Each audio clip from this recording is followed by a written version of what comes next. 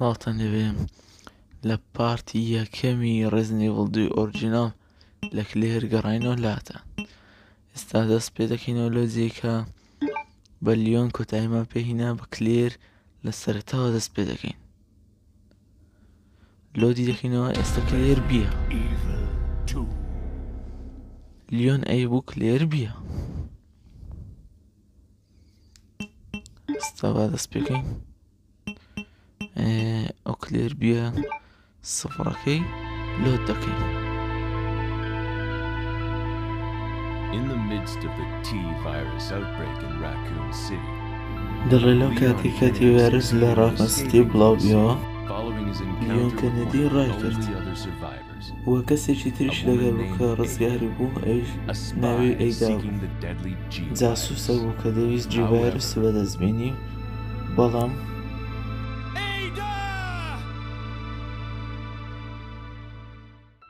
Leon was not the sole survivor of the incident. A girl named دەڵێ Claire لیۆن بە Redfield تەنها was نەبوو a ڕزگاری town بوو، business of her own. کچێکی تریشی She لەگەڵدا بوو came to کە uncover ناوی the کلێر بوو mysterious کە بە circumstances هۆکاری of her خۆی brother's هاتبوو disappearance. Chris کە هاتبوو بە Redfield, دوای member of براکەیدا the کە STARS اون Alpha بوو team. بە ناوی کریس Only now her Redfield mission has become کە quite پۆلیسێک simple. بوو لە تیمی ستارز. Basic survival within the nightmare that was once Raccoon دەرێ City. ئیشەکەی ئاسانە بۆی بمێنێتەوە لەو شوێنە ناخۆشەی ڕاکۆن سیتی.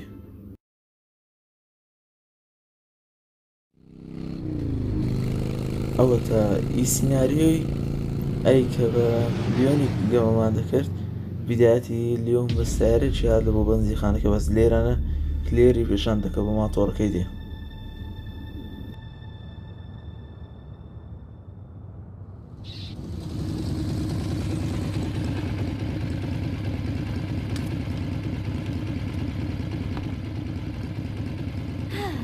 I'm finally here.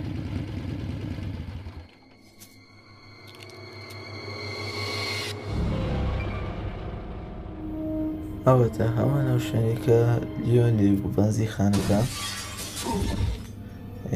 ئەوە نەفەرەکە بوویتە زۆمبی. نانا ئەو پیاوەیە کە تانکەرەکە ئێستا کە دوای لەلایەن تەختەوە بۆ زۆمبی قەپاری لێدایە. Hello. دەرێ Is سڵاو، anyone here?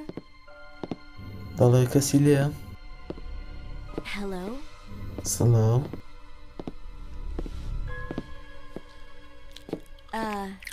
Hello. دەرێ سڵاو. Look, I'm sorry I bothered you, okay? Just don't come دەرێ any داوای لەبن دەکەم کە closer. بێزارم کردێت، Are you بەڵام تکایان listening? نەیە پێشەوە. گوێدێمە؟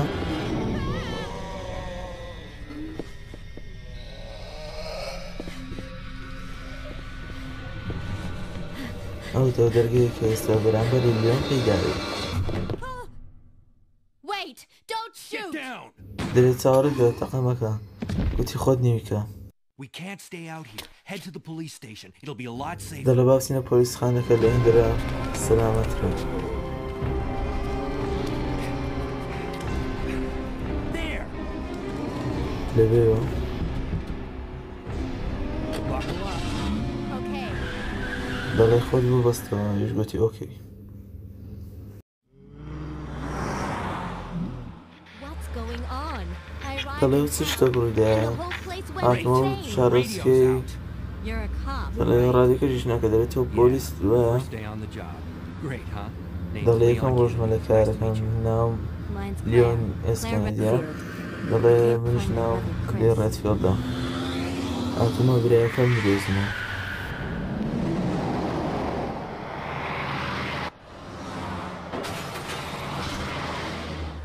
Hey, could you open the glove? دەڵێ چکمە جێی خوارە بکەوە. There's a gun inside. Better دەڵێ take a دەما look. چێ شتێدایە. دەڵێ تۆ لەگەڵ خۆتی بۆ باشترە. ئەوە شات. ئەم بێگێری دیتان هەمووی وەچێک بوو. یعنی ئەوم بە ئێرانە ئەویت کە جیازگەوە بوو کە لیۆن بە سیارەکە دێ و کلێریش بە ماتۆڕی دێ. You okay? doing جیازێک کەژەوەیە کە لە یەکێکیان ئەو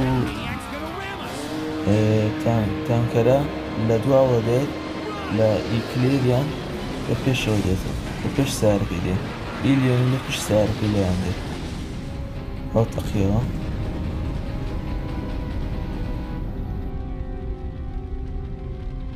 Claire! Leon!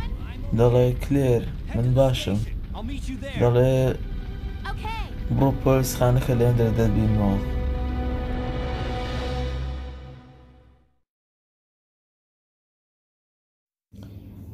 جیازی یەکەش لێرە ئەوەیە کە لە چیرۆکەکەی زۆر جیازی هەیە بەڵام هەندێک شتەیە دووبارەیە بزانە لە لیۆن لەوبەری تانکەرەکە بوون لەوبەری ئاگرەکە بوو بەڵام لە کلێر لەوبەری ئاگرەکە ئەی هەوا قەپارش لێدانەوە گوتم لێ نێداتن ئەیش هەلەیدا بۆ لە ئەخاوڕۆی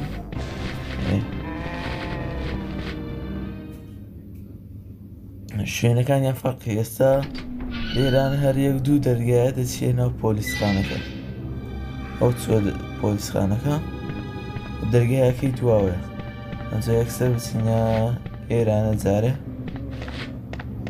زانین چی هەیە ئەو تەکلی لێکی لێبوو دەبانەوە دوو جارە ڕێکۆردێکم دەمرن کەمێک دوای ئێرانە دەمرن ئەوش گەراجەکەیە بەس ناکرێتەوە لە لیدەرێ ئەو کلیدەی دەبین لە ئەو دەرگەی ئێرە لێ دەکەینەوە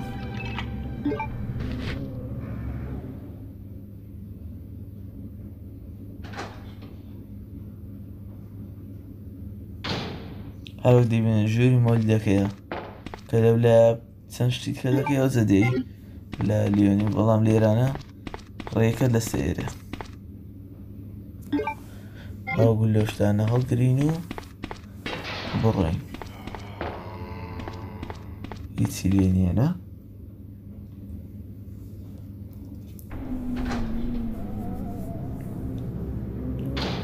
ئەجا بچینە سەرێ سەڕووداوەک لێر ڕوودەدا لە لیۆنی ڕووی نەدەدا شتێکی گەورە لە قەومەی ئێرانە وە لە لیۆنی هێشتا قەوما بوو پێشی ئەوەی بچیە سەرێ ئەو ڕووداوەکە کۆپتەرەکەی ئەو جەمادەوەی دەبینێنەوە ڕووداوەکە کە لە لێرەوە نەخوارێت دەرێ ناتوانم بەسگوری سەکە لە دەنێرم ئەوتەوە لێ هات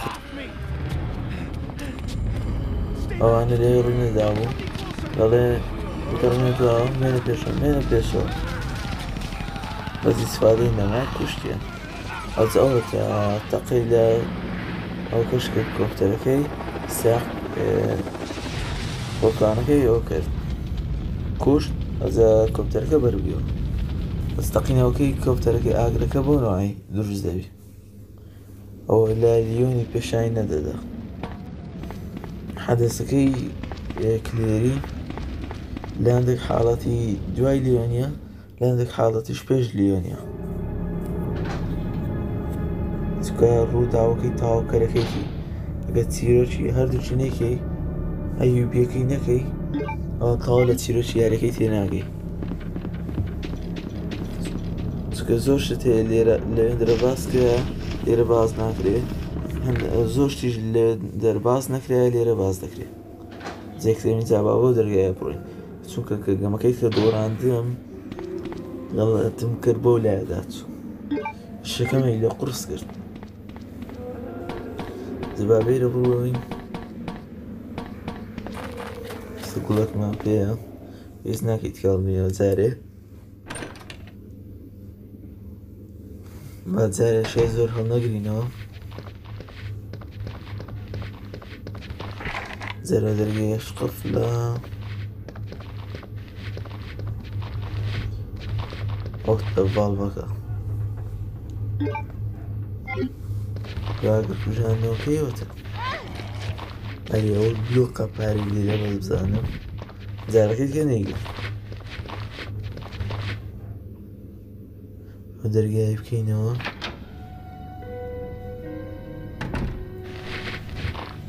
هەی وەرە هەموو زۆمبی باچینەوە ژێر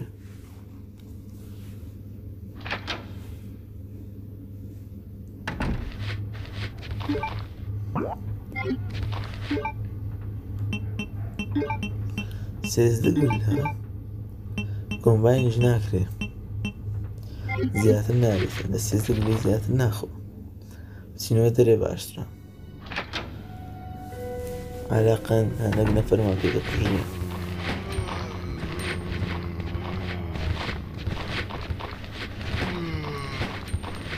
یەکێک لە پشتۆ لێوانیە باشە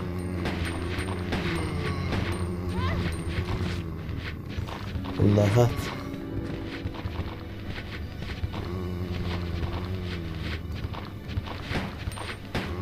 يا رب كوشي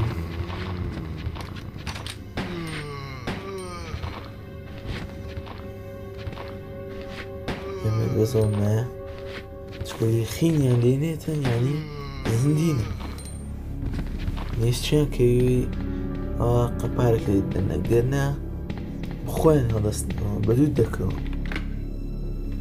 او درقية قفلة كمان كردوا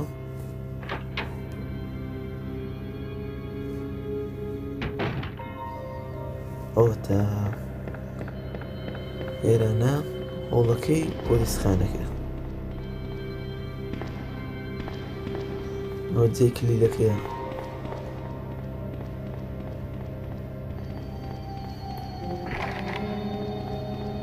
هي قبل الداري او الشotgunي خلقرينا زاري اولا نشرع الشotgunية بالضبط الشotgunي مقوترها نحن براني خلقرين داري كمبيوترك هنا بصاني بيس بكار لشيء زاري بتين كاردكي بيداك طبعا يزدر كان يرنا طين لي بتين زاري بتين ودرقي زين اگر بتين اللاي درقاني او لاي زين سهل ندرا اگر نجا بتين وسري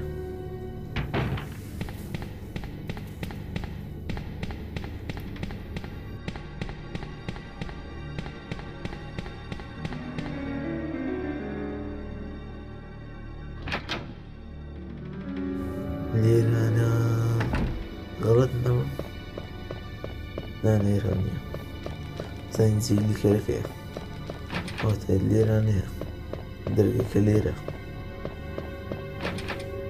أنا موقف لنابنا يبتسينا غي غلطنا بير اللي كرك ليا بليونج اللي كرك لو معنات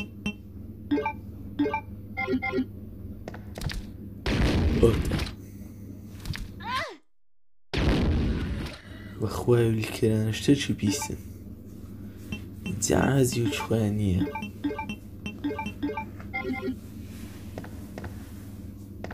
يبزاين تي ليرة أنا لقى خومان ببين هودي وشتش ليه بزير بناتي ليبي وبدواني بقرين نكوشتك ما دبيرتي تلقى خوماني ببين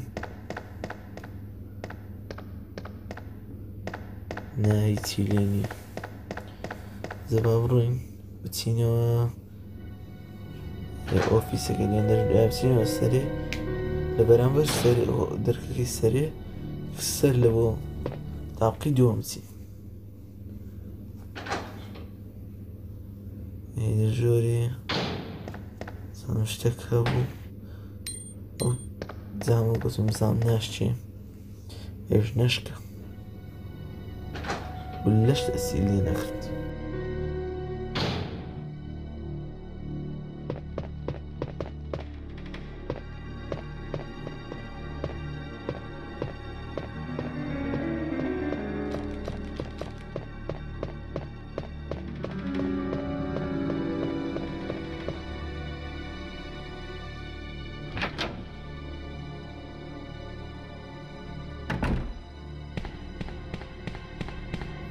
بنا اوفيس كده يبدأ بروين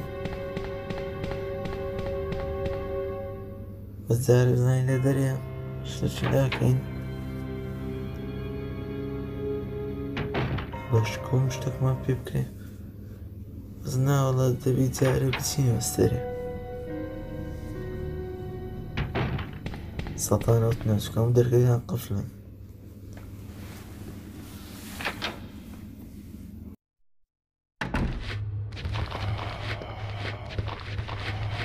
بزانین ژووری و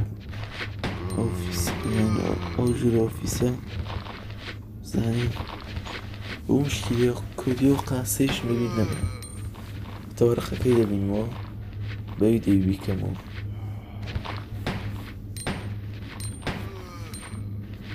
یەکێکە چاوەڕیان دەکەم هەموویان دەکوژم. جۆ بەستە گولەی دەبم و تۆ تیمێت چۆتە چ لێ دەمەش چ بووە چ عاسمانی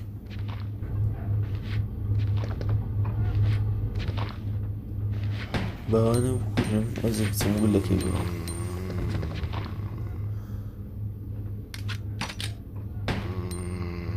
زانیم بە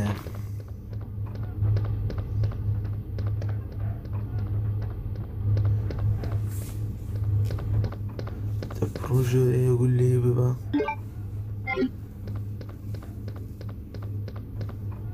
زانی چی لێە گوڵەچی لێ بەس جێمان نییە با کۆمبانکەین جارێ بڕۆین هەڵ ناگرینەوە.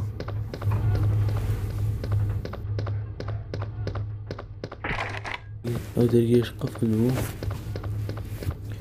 باتینەوە سەرێ.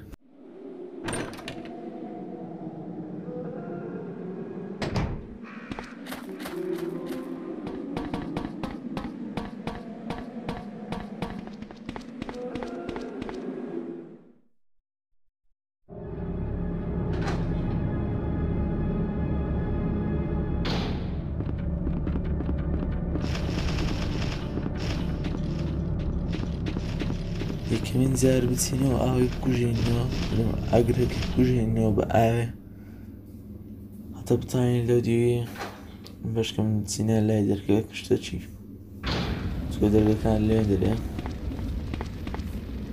ئاوەکەی بکەینەوە.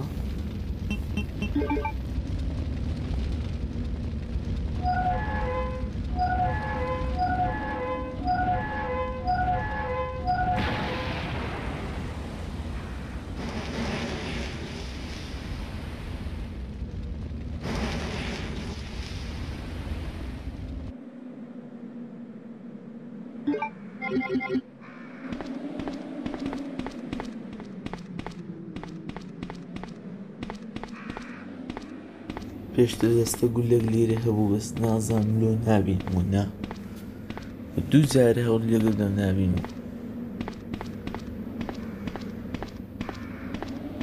نییە هەمووم تاقی کردەوە نەبوو دەکەلچی ڕۆشتینەوە نییە لێرەش نییە ئەو شتە چکە ڕوویدا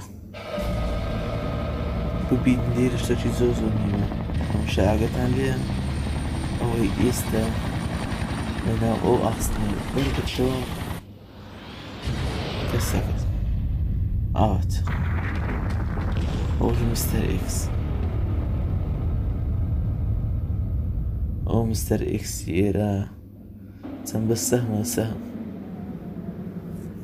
لە ڕزنیڤڵ دووی ڕیمەیکەکەش مستەر ئێکس نێسکە لەوەی زۆر ترسناکتر دیارە ئەو سەقفی هێرێشکان دەبێت بڕۆن بێرە بەرامبەرمان هات شەشی جارات دوو جار فیلمی زار کرد باڕاکەین چینەولێ خۆمان لێ خوتار کرد باڕ ناکەم لێرەوە بێتەوە جارێتە دەمەچکەم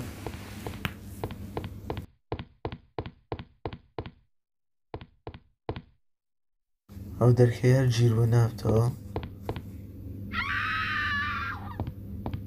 هاچی دەنجی منداڵی بوو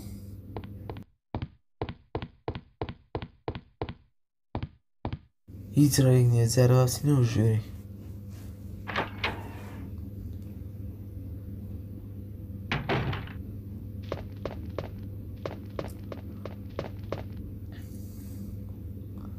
ئەو کار دەکەمەوە وەرگرت بۆی دەرکەکانی خوارێ پێ بکەینەوە لیکەر هەریسە بکەینە سیلاحکێتیکە و بەیوی کوژی کاچی لیکە ڕازمانێ نای زانی شتێکی لێ نییە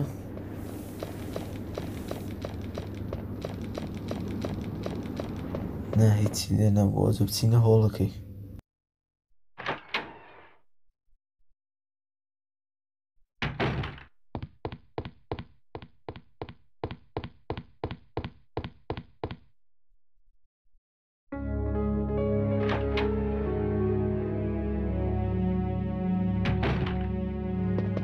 بەڕاست لێرە سێ بڕوومە باو کتابی بخینەوە سکرتاری دایاری دەڵێ I accidentally moved when the stone states on the second floor when I leaned against it دەڵێ ئەو پێکەرەی کە تاقی دووەم بوو زوڵانمە و عەکسم کردەوە when the chief found out about it دەڵێ کاتێک چیف ئایرۆن زانی he was furious زۆر تووڕە بوو I swear to God I nearly beat my head off screaming on the never to دەڵێ ترسام لەوەی کە سەرم لێ بکاتەوە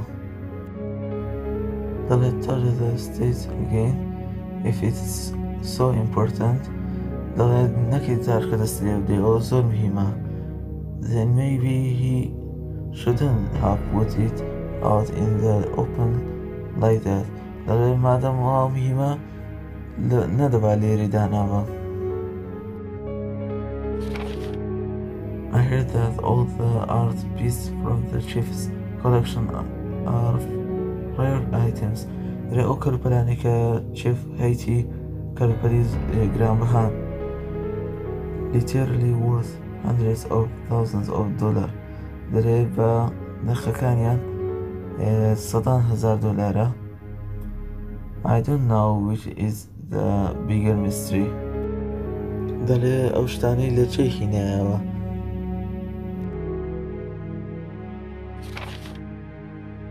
دەڵێوە ئەو پارانەی لە چه دەستکەتی کە لە بۆ شتانەی سەرف کردیە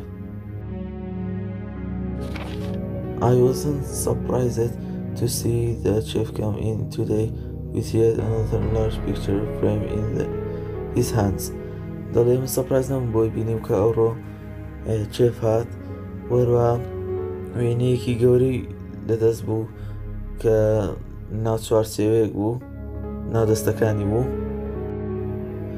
This time it was a really disturbing painting دەڵێ وێنەیەکی زۆر عەنتیکە بوو depicting a nude person being hanged دەڵێ وێنەیەک کەسێکی ڕووتی تێدا بوو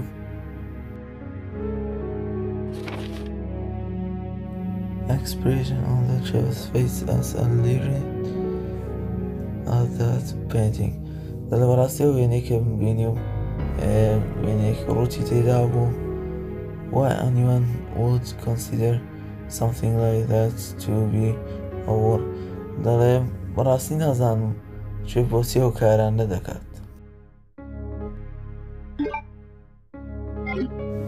ئەمەش دەزانی کە چێف ئایرۆن خائینە و خیانەتی لە هەمووان کردیە زۆر یەک لێشە قۆڕەکانی وی زەبا بچینە شیاکانی پێمان ناتەسفیەکەین ئەم دەچاڵگرینەوە ئەو ڤاڵغە جاریشمان پێ نییە چەقۆیەکەی دانین حەبرێش تا باوڕێن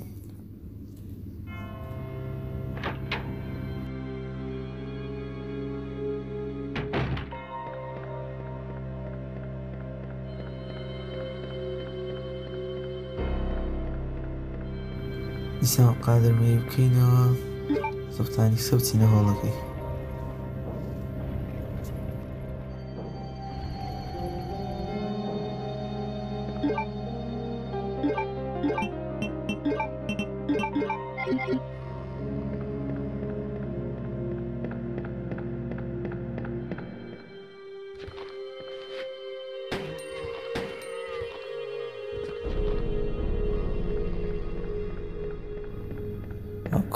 زۆمبیش با بێن کوژین ئەو علاماتەش ببین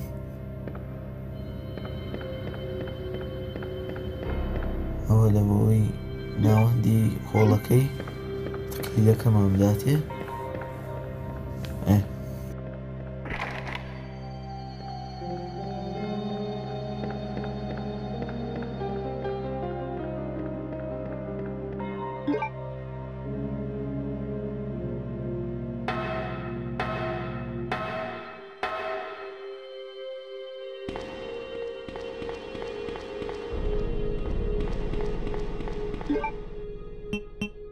کارەدەی لێ دێین ئەها ناویدی داگرین ئێستا کاردەکەیەوە دەکات دەرکەکانمان لە دەکاتەوە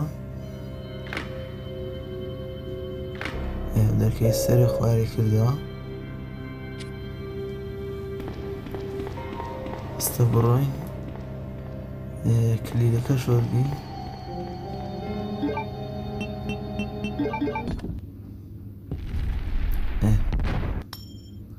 ئەو کلیلەکەشی داینێ و دەبڕۆینەوە ژوورەی لای تەنیشتەوە کلیلەکی باشە ئیسفادی دەتوانین بەکاری بینی یەکە لە دەرکردنی مەکانە ئەو دەرکەی جارێ قەپاتیشتا ناکرێتەوە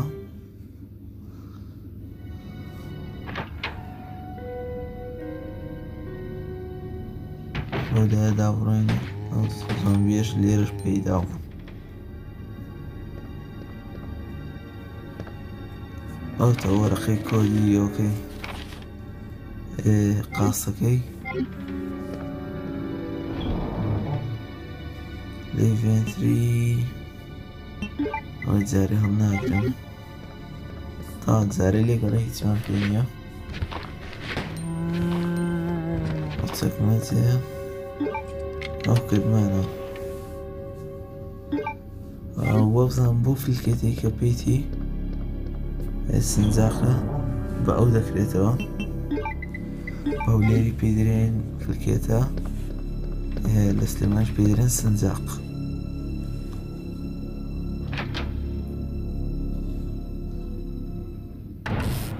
هەندێک شوێنی تریش بە فلکێتی دەرێن قولابە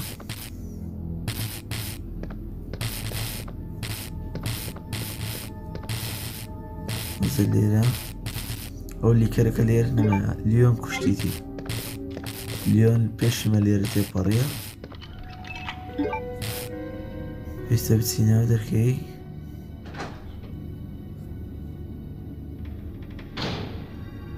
بچینە کورسەکەی پاڵپێنێن و شتەکەی لەسەر کەنتۆڕەکە وەرین دیاریی لێرەش نییە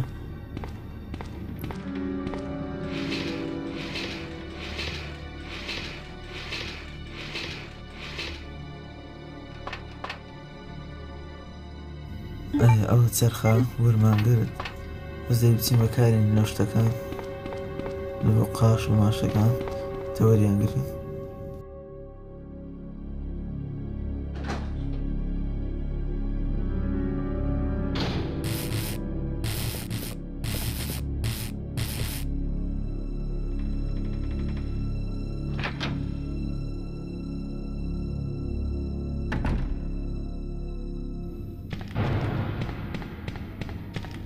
زانین لێرانە ئەو دوو زۆمبیەمانە پێیداوە هەردووچیان کوژی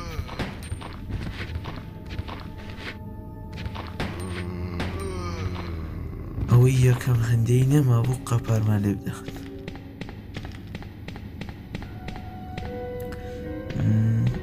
جارە بکارێنەوە بچینە دەرکە پانەی هێن دەرش بکەینەوە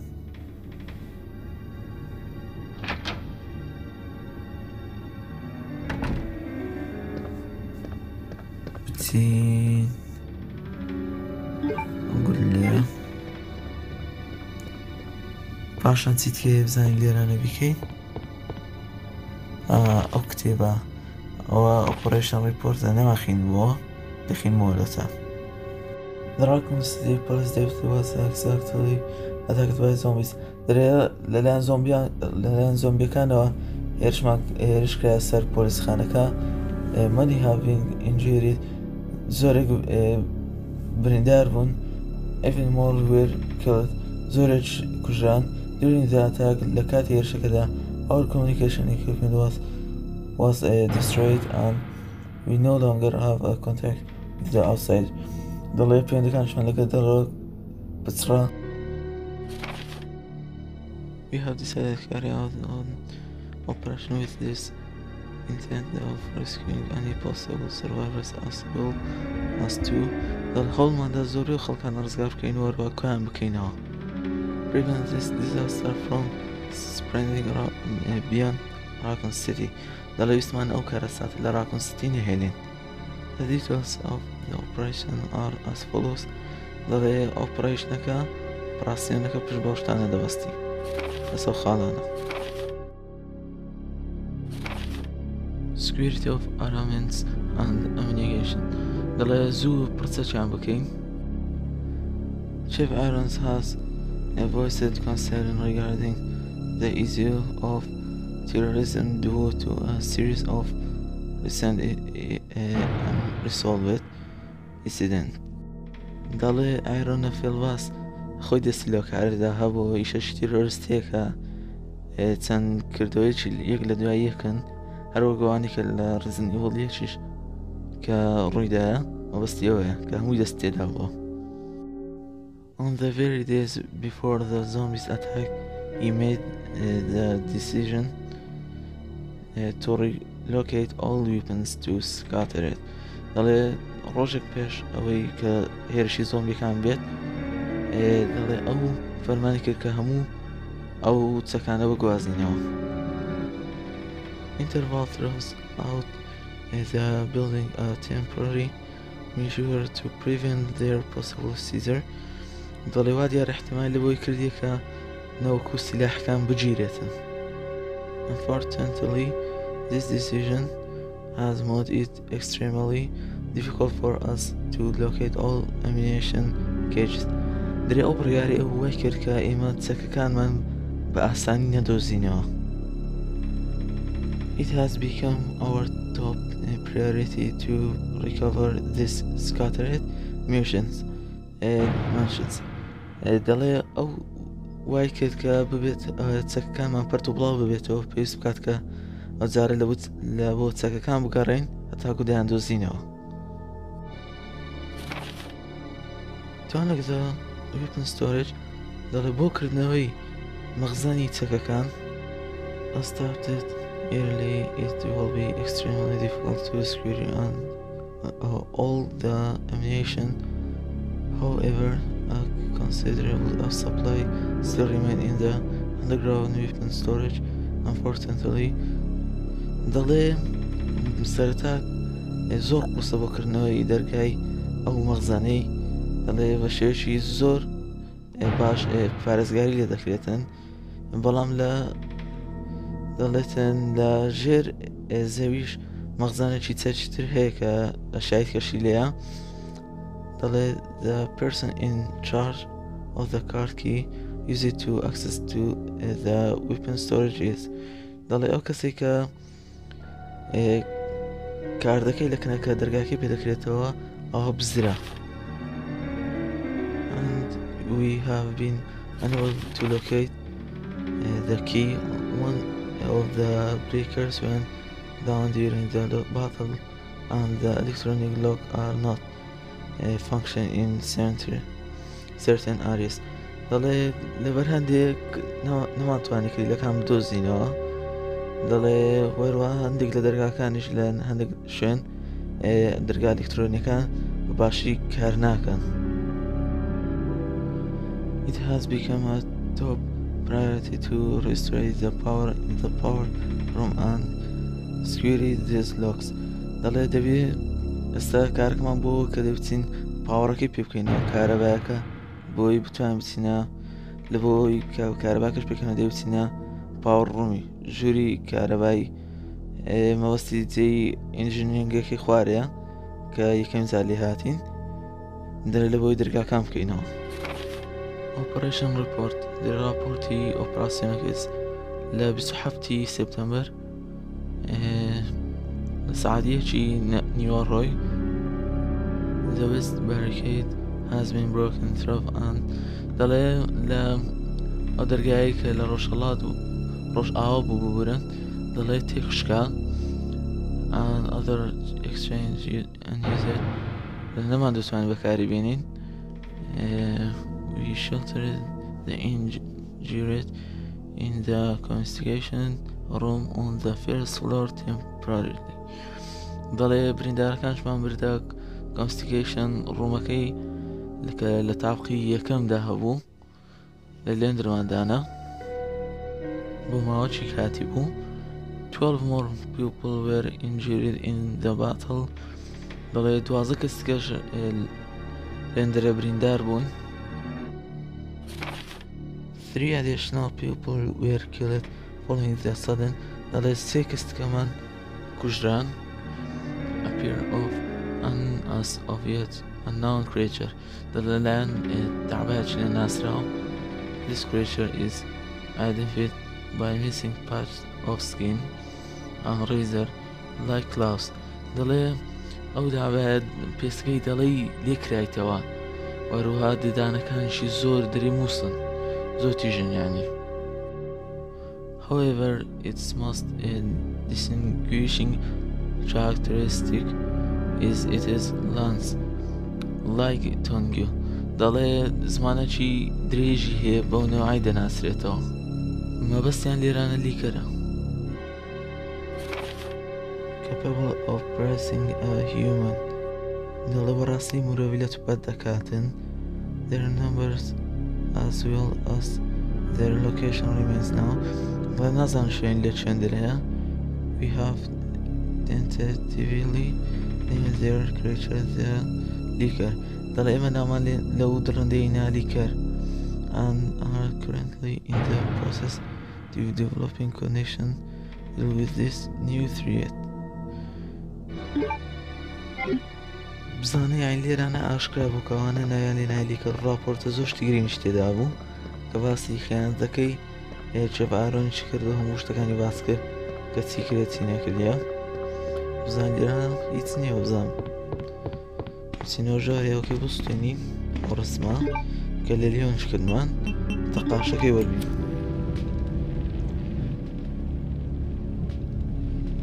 قاشەکەمان وەرگرت ئێستا بڕۆین با هەڵگرینەوە بڕۆین.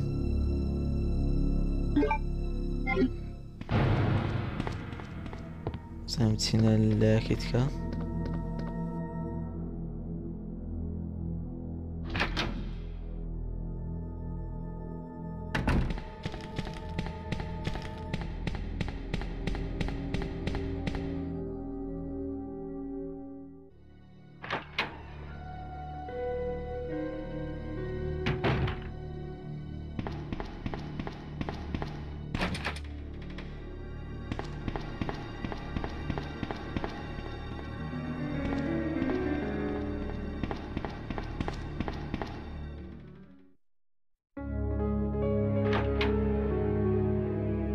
چینە ئێرانە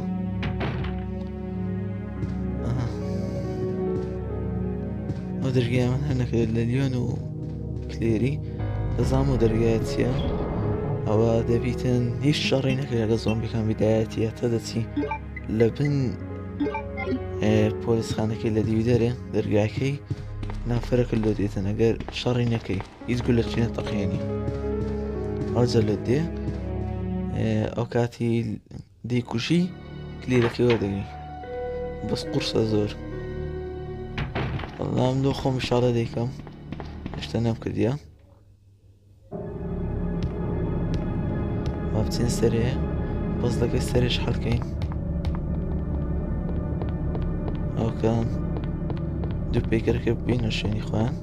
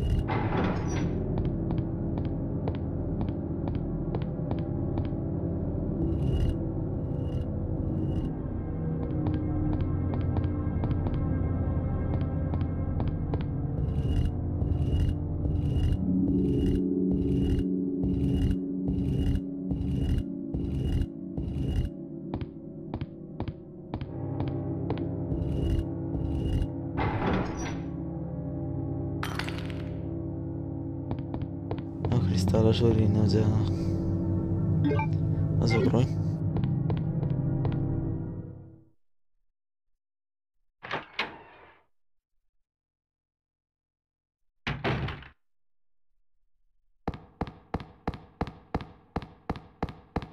ئەوە دەرگاکەی کە لیۆین لێ بەڵام وابچینەوە لای بزانین دەکرێتەوە جارێ ئارۆڵا دەکرێتەوە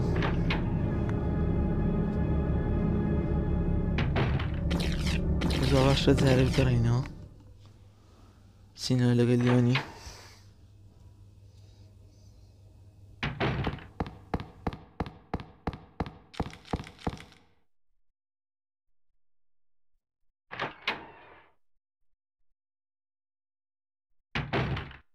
Leon!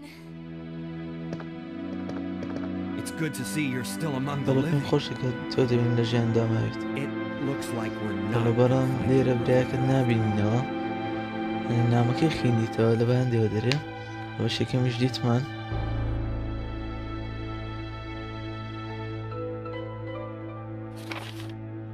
ئەوەتە کریس دایاری لە ئەی ئەومان There's خینتەوە no ئەگەر reason for نەتانتێ us to بڕۆن stay any longer تەماشاکەن than necessary. دەڵێ Let's ببوورە split up, look دەڵێ for هیچ any هۆکار نییە survivors, لێرە and get out بمینێنەوە of here. پێویستە جیابینەوە لێرانە هەرێکە و One last کەس thing. هەر کەسێکمانی Here's a لە ژیانما radio. بۆ لێرانە Take it. ڕزگاری بکەین و لەگە خۆمانی ببین دەڵێ شتێکمەیە That کە way we can پێدون keep in ئەو touch ڕادیۆ if لەگە anything خۆت بە happens. هەتاکو بتوان هەر شتێک ڕوویدا پەیوەندی پێکەوە بکەین ئەجا لێرانە بزانین شتانە هەڵگرینەوە ئەوە کلیدەکەی تکەیە هیچ کەوسیدی هەڵ ناگیرێ نامەک شتێک لێرە دێتە دەرەوە بەس جارە نییە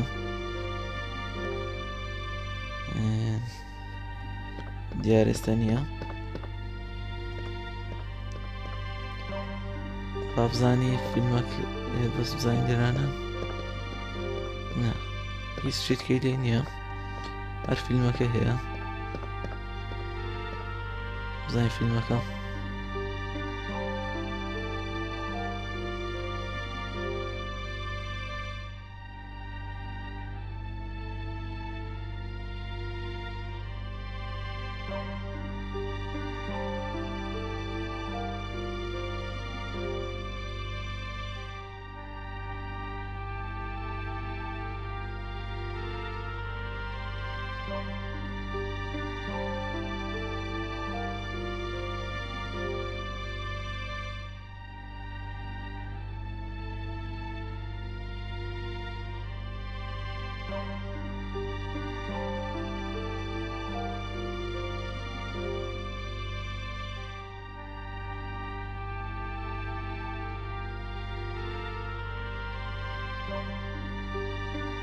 ئەو فیلمەکەمە وەرگرت زە دوایە بیبین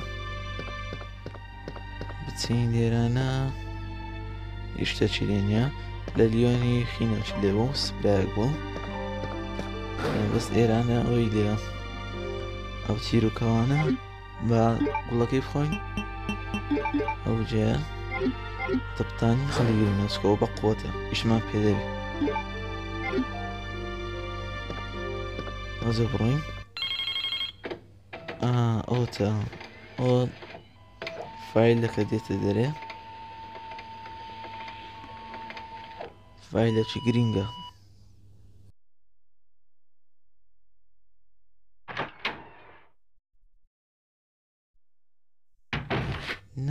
نەمدەویست بچمە دەرێ ئەوە شێریە جادەی ناسی نەکسە چیە ئازۆم بێ کوژین ئەزە بچینەوە ژۆرە نامەکەی هەڵگرین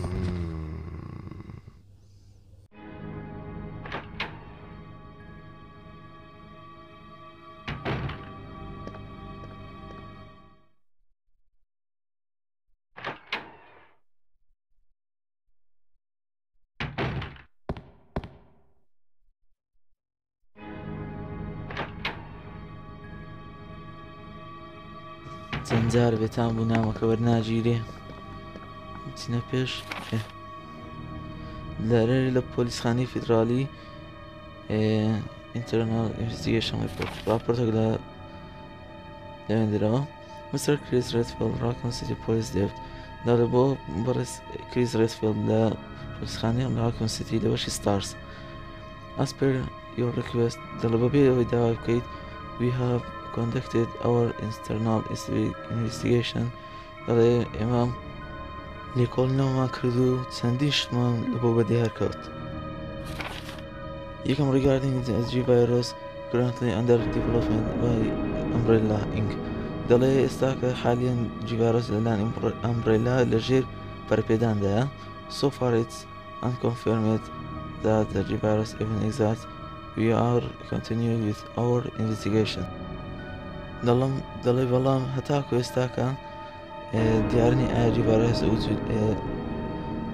بوونی هەیە یان نا. بەردەوام دەبین لە لێکۆڵینەوەکانمان. Regarding Mr. Brian Irons, Chief of the Raccoon City Police Deputy دەڵێ Mr. Iron دەڵێ چێفی یعنی بەڕێوەبەری پۆلیسخانەکەی Raccoon Cityە. Mr. Iron has allegedly received a large sum of funds in bribes from Umbrella Inc. دەڵێ پێدەچێت پارێکی زۆری لە ئەمبرێلا ڕێژێکی زۆر پارەی لە ئەمبرێلا وەرگرتیە بە ڕەشوە بە گەندەڵی over the last 5 years درێ لە ماوەیەوە 5 ساڵەی.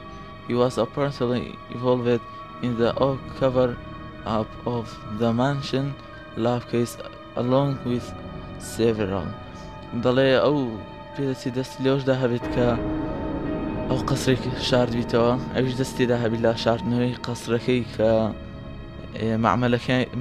معمەلەکەی تێدا بوو کە لە بزەوت لە ڕزنیڤڵیەکی کە لە ناو قەسرەکەینا دەڵێ دیارەویش دەست تێدا بووە.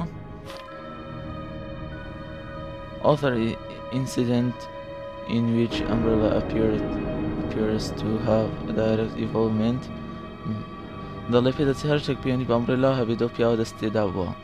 Mr. Iron had been arrested under suspicion of rape on 2 separate counts during his years as an university student. دەڵێ لە کاتی ئەوەی کە قوتابیش بووە جارێک گیراوە لەسەرەوەی کە دەستدرێژی کردوتە سەر 2 قوتابی تر. He underwent physics evolution as a result of charge but was released due to serious mental. دەڵێ چەند لێکۆڵینەوەیان لەسەر مێشتی کرد کە ئەو پیاوە مشکلێکی هەبی لە مێشتی. Evidence as well as his phenomenal academic standing دەڵێ هەر لەو کاتەشدا بوو کە ئازادیان کرد بۆەوەی چەند وەکارێکەوە دەستگیریان نەکرد. As such extreme caution is advised when dealing with him. دەڵێ ئاگداریەوە بە کاتێکە پەیوەندی پێوە دەکەیت قسەی لەگەڵا دەکەیت. Jack Hamilton Section Chief Internal Investigations United States Federal Police Department ئەوە ناوی ئەو کەسانێکە لێکۆڵینەوەکانیان کردیە ئەو شوێنانی کە لە لێکۆڵینەوەکانیان کردیە. یعنی بزانەوە پیاوە هەر لە بنەڕەتەوە پیاوەکی خراپ بوو هیچێکی باشی لە دەست نەهاتیە هەر بۆ نەوعی لێو چیتە سەرێ. ئەو دەباچینە دەرکەکەیت کە بزانین لێندرە بزانین لێرە چ ڕوو دەدا.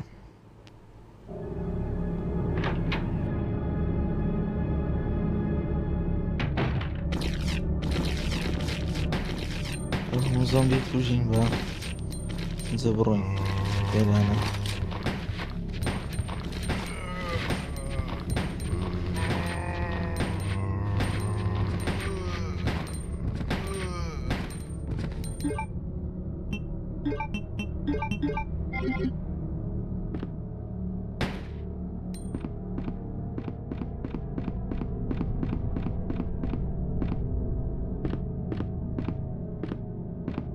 ئێرانشی تیلێنیا ئەو دەرگاکە ڕۆکێتکەی لەولایە قەپات کرایە لەلایە شکا بوو.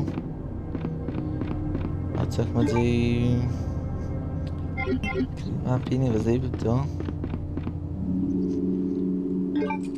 ئەو فلکێتەیە کە لە هەولێر فلکێتەی پێدرێن لە لای سلێمانش پێدرێن سنداق بەوی دێکەوە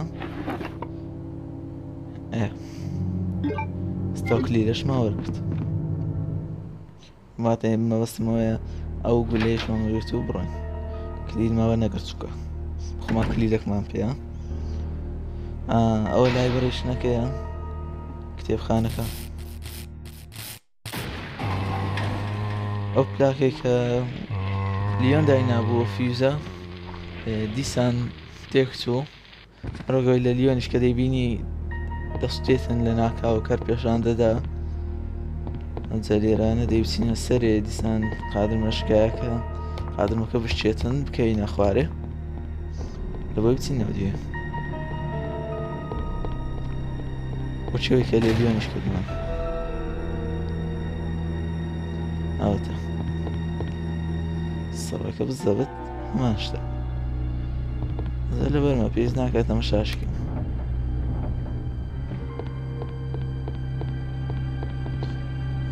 ئایا لە لای چەپ یان ڕاست بوو دەبا من بردووە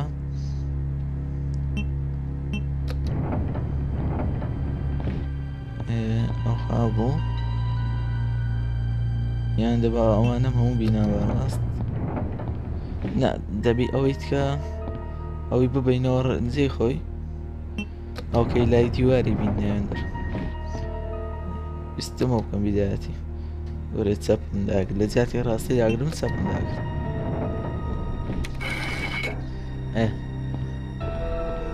جارێ دەی بچین ئەشیاکانمان هەندێک ئەشیادانین ئەو جا بینەوە لە بۆی هەڵگرین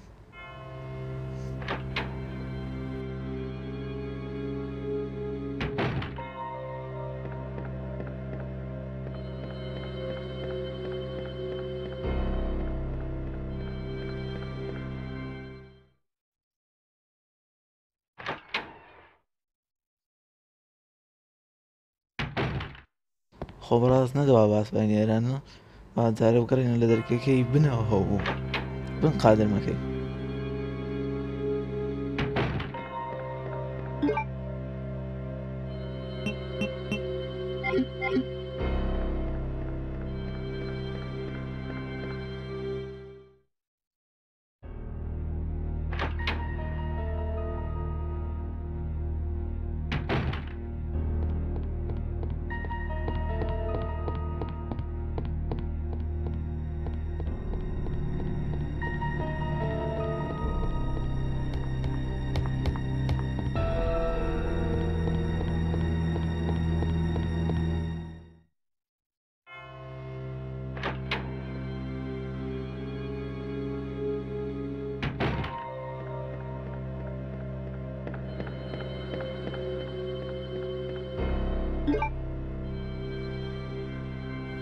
بچین لە خوارێ شاکاندانەیان بچینەوە سەرێ چکە دەرکەکە نییە بەرامبەرمان هەر بچینێن دەرە بەهاشترا تا یەکسە بینەوە چکەستە بچینە خوارێ و دوای بینەوە سە قادرمەی کەینەوە شەکە قوڕستر دەبی مەس لێرانەوە تا هەر یەک دەرگایە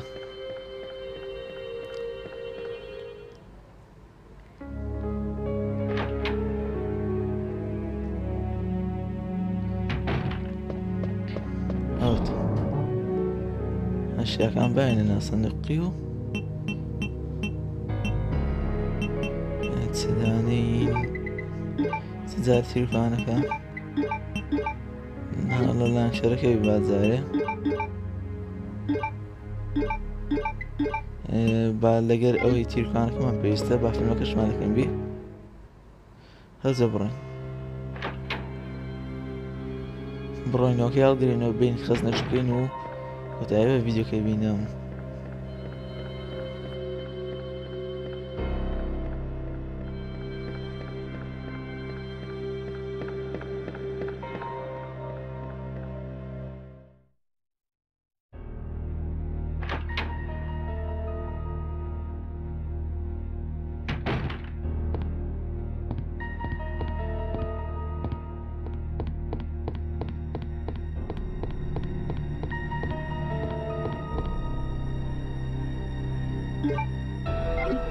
ئێستا وەرمان گرت ئەجە بڕۆین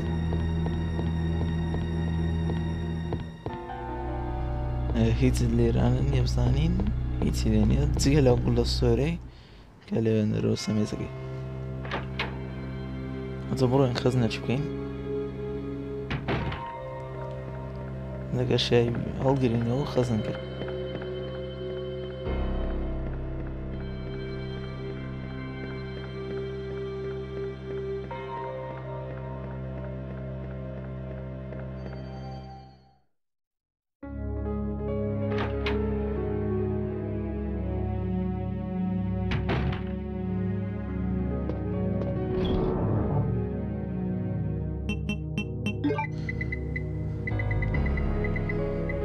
ئەو خەزنەی بینین زارە شامە پێز ناکەڵگرین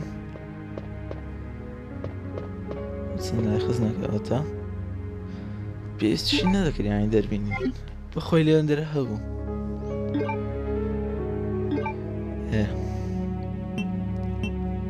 با لێکەم خەزنیکەین دەجێی میلیۆن دەی خەزنی 10 میلیۆن